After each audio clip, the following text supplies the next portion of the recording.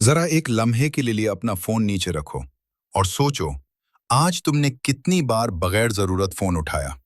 सच बताना, गुन्ना भी नहीं जा सकता। ये वीडियो फोन के खिलाफ नहीं है, ये वीडियो तुम्हारे लिए है। क्योंकि सच ये है, तुम्हारा फोन तुम्हारी जिंदगी आहिस्ता आहिस्ता चोरी कर रहा है।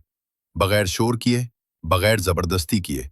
सुबह आंख खुलते ही फोन, सोने से पहले आखिरी चीज फोन, दिन के बीच में जब भी दिमाग खाली हुआ, फोन। और तुम कहते हो कि वक्त नहीं मिलता, एनर्जी नहीं रहती, दिल नहीं करता। लेकिन सवाल यह है, वक्त गया कहाँ? तुम्हारी जिंदगी के छोटे छोटे लम्हे स्क्रॉल हो गए। तुमने किसी और की कामयाबी देखी, किसी और की खुशी देखी, किसी और की जिंदगी देखी, और अपनी बस देखा ही नहीं।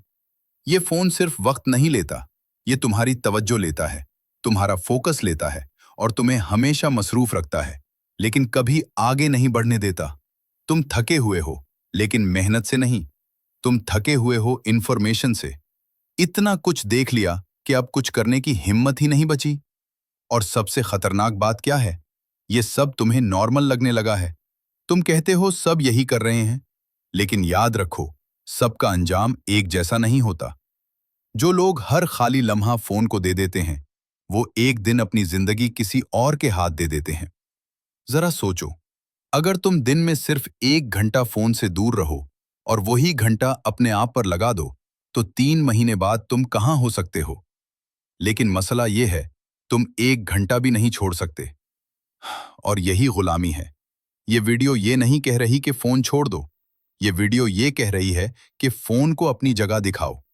कंट्रोल तुम्हारे हाथ में होना चाहिए, ना कि फोन के। क्योंकि अगर तुमने आज अपनी तवज्जो वापस नहीं ली, तो कल तुम्हारे पास सोचने के लिए भी कुछ नहीं बचेगा। याद रखो, फोन बंद हो सकता है, लेकिन जो जिंदगी गुजर गई, वो वापस नहीं आती। अब जरा एक अमली बात सुनो। तुम्हें फोन छोड़ने की जरूरत नहीं है, तुम्हें अपनी जिंदगी वापस लेने की जरूरत है।